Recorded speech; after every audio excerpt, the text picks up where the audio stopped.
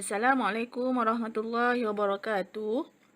Pada hari ini kita akan belajar mata pelajaran tajwid. Sebelum itu, marilah sama-sama kita membaca doa belajar. Bismillahirrahmanirrahim. Allahumma aftah alaina hikmataka wanshur alaina min khazaini rahmatika ya arhamar rahimin.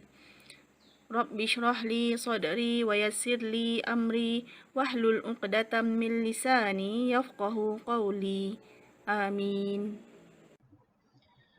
Baiklah murid-murid, pada hari ini kita akan belajar berkenaan nun mati dan tanwin. Kita akan sambung kepada bahagian yang kedua, iaitu idgham. Sebelum itu, kita dah belajar bahagian yang pertama iaitu berkenaan izhar halqi. Jadi, hari ini kita belajar bahagian yang kedua iaitu idgham. Kita lihat pada erti idgham pada bahasa iaitu memasukkan atau mencampurkan. Pada istilah iaitu memasukkan huruf pertama ke dalam huruf kedua dan menjadi huruf yang bersabdu pada huruf yang kedua. Lihat pada contoh. Dalam contoh ayat ini, bagaimana kita nak tahu huruf yang pertama dan huruf yang kedua? Kita lihat dulu dalam contoh ayat tersebut. Kita lihat dulu sama ada nun mati ataupun tanwin. Jadi di sini kita dapati ada nun mati ataupun nun sakinah. Jadi nun sakinah ni adalah huruf yang pertama. Dia akan bertemu kepada huruf yang sebelahnya adalah huruf yang kedua lah. Jadi di sini nun mati bertemu huruf ya. Bacaannya adalah yaktuba. Di sini ada dengung untuk idgham ma'al gunnah. Kita baca dia yaktuba. Kita tak boleh baca an yaktuba. Inilah yang dimaksudkan. Kita masukkan huruf yang pertama ni masukkan kepada huruf yang kedua. Baiklah, contoh seterusnya. Raufur Rahim. Kat sini macam mana kita nak kenal mana satu huruf yang pertama? Kita kena cari huruf idgham ni.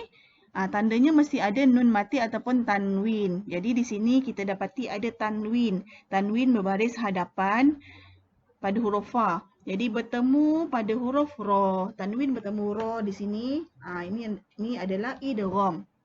Contohnya adalah bacaan dia Raufur Rahim. Masukkanlah huruf pertama ni yang bertanda tanwin, kita masuk kepada huruf ra. Inilah yang dimaksudkan, kita masukkan huruf yang pertama ke dalam huruf yang kedua. Baiklah, seterusnya kita lihat kepada bahagian idgham serta huruf-hurufnya. Idgham terbahagi kepada dua bahagian. Yang pertama, idgham ma'al gunnah, idgham serta dengung. Yang kedua, idgham bila gunnah, idgham tanpa dengung. Untuk huruf idgham ma'al gunnah, ini adalah hurufnya ya, nun, mim dan waw. Ada 4 huruf untuk idgham ma'al gunnah. Kita baca dia, apabila kita baca mempunyai dengung pada ayat tersebut.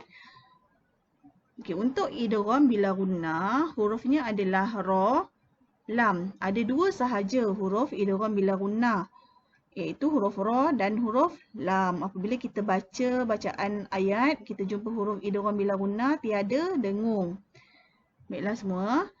Huruf idgham ada 6 terhimpun dalam rangkai kata yarmaluna. Bila dicampurkan, huruf idgham ni akan terhimpunlah dalam rangkai kata yarmaluna, iaitu inilah hurufnya ya, ra, mim, lam, waw, nun. Apabila dipisahkan kepada 2 bahagian, inilah bahagiannya. Idgham ma'al gunnah dan idgham bila gunnah. Seterusnya kita lihat kepada contoh-contoh hukum idgham. Di sini ada contoh-contoh ayat Al-Quran yang ada mengandungi hukum-hukum idgham. Iaitu kita lihat dulu idgham ma'al gunnah.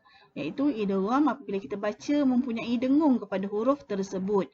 Iaitu inilah contoh bagi huruf ya. Untuk contoh nun mati.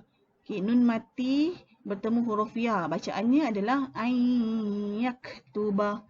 Kita masukkan pada ya, dengung pada huruf ya ni. Yaktuba. Okay, dengung 2 harakat lah kat situ. Kita tak boleh baca ayyaktuba. Tak boleh laju. Kita dengungkan ayyaktuba. Okay, baiklah. Contoh pada tanwin. Okay, macam mana kita nak cari kat sini? Kalau tak ada nun mati, kita cari tanwin. Kat sini ada tanwin bertemu huruf ya. Okay, di sinilah hukum idgham bila gunnah sebab ada huruf ya kat sini. Jadi bacaannya hisaban yasira. Tanwin bertemu ya. Kita dengungkanlah. Kita tak boleh baca hisaban yasira. Okay, tak boleh. Okay, dengungkan hisaban yasira. Okay, ini untuk contoh tanwin. Okay, untuk contoh huruf nun.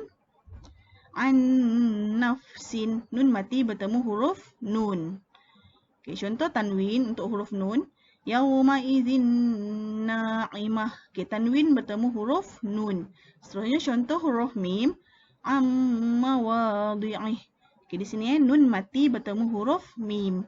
Contoh tanwin. Rasulun minallah. Tanwin bertemu huruf mim. Okay, baiklah, contoh pada huruf waw. Untuk nun mati, miwalin. Tanwin bertemu huruf waw. Contoh tanwin, lahabin watab. Okay, di sini tanwin bertemu huruf waw. Okay, baiklah, ini adalah contoh bagi hukum idgham ma'al gunnah. Baiklah, seterusnya kita sambung kepada contoh idgham bila gunnah. Okay, bila gunnah bacaannya tiada dengung. Lihat pada contoh huruf ra. Bagi contoh nun mati, mir rabbikum. Okay, nun mati bertemu huruf ra. Kita baca sahaja macam tu, mir rabbikum. Kita tak boleh baca berdengung kat sini. Tak boleh baca mir. Kita tahan kat situ lama sikit, tak boleh. Kita terus masukkan mir rabbikum. Contoh tanwin, raufur rahim. Tanwin bertemu huruf ra. Seterusnya contoh huruf lam, wa man lam yahkum. Nun mati bertemu huruf lam. Bacaannya adalah wa man lam. Okay, seterusnya untuk contoh tanwin, rahmatan lil alamin. Di sini adalah tanwin bertemu huruf lam. Baiklah semua, ini adalah contoh bagi hukum idgham bila gunnah. Baiklah, saya harap semua pelajar faham berkenaan idgham. Jadi, saya berharap semua rajinlah belajar dan ulang kaji pelajaran untuk menjadi murid yang disayangi Allah, Rasulullah, ibu bapa dan guru. Assalamualaikum warahmatullahi wabarakatuh.